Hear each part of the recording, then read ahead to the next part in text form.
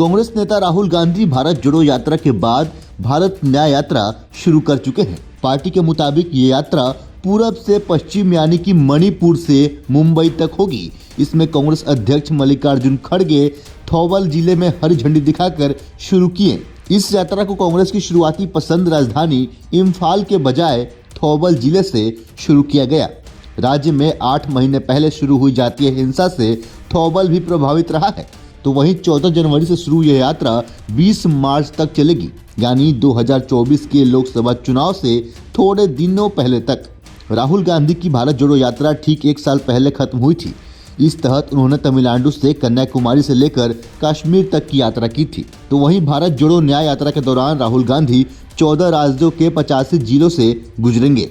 यात्रा मणिपुर से शुरू होकर नागालैंड, असम, मेघालय, पश्चिम बंगाल, बिहार, झारखंड, ओडिशा, छत्तीसगढ़, उत्तर प्रदेश, मध्य प्रदेश, राजस्थान, गुजरात से गुजरते हुए महाराष्ट्र में मुंबई पर समाप्त हो जाएगी। इस दौरान वह 6500 किलोमीटर की दूरी तय करेंगे, जबकि भारत जोड़ो यात्रा के दौरान राहुल गांधी ने 4000 किलोमीटर की यात्रा की थी। तो वहीं कांग्रेस महासचिव और पार्टी के संचार प्रभारी जयराम रमेश ने कहा कि राहुल गांधी की भारत जोड़ो यात्रा ने लोगों को आर्थिक असमानता, सामाजिक ध्रुवीकरण और राजनीतिक तानाशाही के प्रति जागरूक किया है। वहीं भारत न्याय यात्रा पर जोर आर्थिक, सामाजिक और राजनीतिक न्याय पर होगा। देश में लोकतंत्र और संविधान की रक्षा के प्रति लोगों को जागरूक किया जाएगा। ऐसा माना जाता है कि भारत जोड़ो यात्रा ने राहुल गांधी की राजनीतिक छवि निखारने में अहम भूमिका निभाई थी।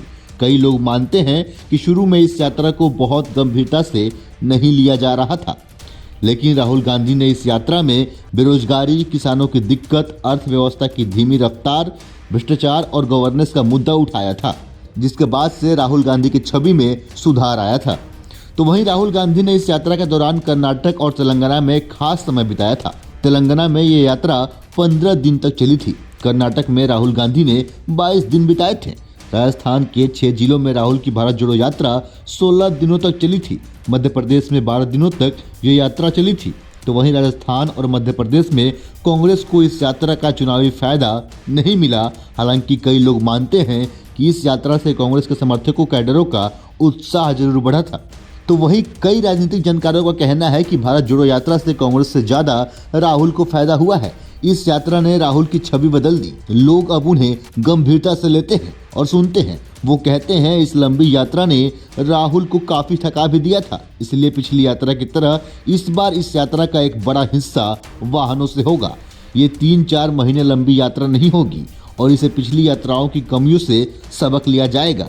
तो वहीं कुछ लोगों का यह भी कहना है कि राहुल गांधी की भारत न्याय यात्रा कांग्रेस और विपक्ष के दूसरे दलों के लिए बेहतर नतीजे दे सकती है, क्योंकि राहुल गांधी अलग तरह के राजनीतिक नेता हैं। वह एक स्टेटमैन राजनीति की तरह दिखने की कोशिश कर रहे हैं।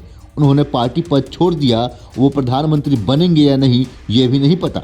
लोगों का कहना है कि राहुल जनहित के मामले में मुद्दे उठाते हैं और काफी मुखर होकर बोलते हैं। उद्योग घरानों के भ्रष्टाचार या प्रधानमंत्री पर वह काफी स्पष्ट बोलते हैं। ऐसा करने वाले वो अकेले विपक्षी नेता हैं।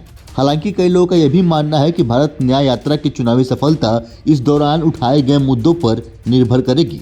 लोगों का कहना है कि भारत जोड़ो यात्रा के दौरान कई राज्यों में विधानसभा चुनाव हो रहे थे, लेकिन राहुल हिमाचल और गुजरात को छोड़कर कहीं चुनाव प्रचार के लिए नहीं गए। हालांकि ये यात्रा लोकसभा चुनाव से पहले खत्म हो जाएगी और राहुल को कैंपेनिंग का पर्याप्त समय मिलेगा, लेकिन इस यात्रा का चुनावी फायदा इस बात पर निर्भर करेगा कि मुद्दे कितने स्पष्ट तरीके से उठाए जाते हैं, क्योंकि भारत यात्रा के दौरान उठाए गए मुद्दों में स्पष्टता नहीं थी। तो वही राजनीति के कई जानकारों का मानना है कि भारत न्याय यात्रा के दौरान जो मुद्दे उठाए जाने हैं वैसा नहीं हुआ और जो लोग को बहुत भावनात्मक तौर पर छुए। भारत जोड़ो यात्रा में नफरत के बाजार में मोहब्बत की दुकान नारा दिया गया था, लेकिन राहुल गांधी इस नारे को पिछले काफी समय से इस्तेमाल नहीं कर रहे हैं। वो कहते हैं लाल कृष्ण आडवाणी ने जब रथ यात्रा की थी तो अयोध्या में का राम मंदिर एक भावनात्मक मुद्दा था। उन्होंने बीजेपी को वोट देने की अपील नहीं की थी, लेकिन इस मुद्दे का फायदा पार्टी को मिला, इसलिए मुद्दा काफी अहम होता है। तो वहीं भारत न्याय यात्रा जिन राज्यों से गुजरेगी वहां कांग्रेस और इंडिया के सहयोगियों से सीटों का तालमेल एक बड़ी चुनौती है। जिन राज्यों में कांग्रेस और इंडिया के सहयोगी दलों में शामिल दलों के बीच सीटों का तालमेल एक बड़ा मुद्दा है, वो है पश्चिम बंगाल, बिहार, उत्तर प्रदेश और महाराष्ट्र। अब देखने की बात यह होगी कि राहुल की इस यात्रा को इंडिया के सहयोगी दलों का कितना समर्थन मिलेगा और दूसरी ओर इंडिया गठबंधन में शामिल सभी दल इस यात्रा के दौरान अलग अलग जगहों पर संयुक्त रैली करेंगे या नहीं। सवाल ये भी है कि कांग्रेस और इंडिया अलायंस के सहयोगी आपसी खींचातान से ऊपर उठकर इस यात्रा का अपने पक्ष में किस हद तक इस्तेमाल कर चुनावी फायदा ले सकते हैं। बाकी इस पर आपकी क्या राय है, अपने हिस्से का राय हमें कमेंट के जरिए अवश्य बताएं। फिलहाल के लिए इतना ही। ऐसे ही अन्य खबरों को देखने के लिए बने रहें सहारा समय के साथ। अगर आप हमें फेसबुक पर देख रहे हैं, पेज को लाइक करें, फॉलो करें। यूट्यूब पर देख रहे हैं, चैनल को सब्सक्राइब करें। नमस्कार।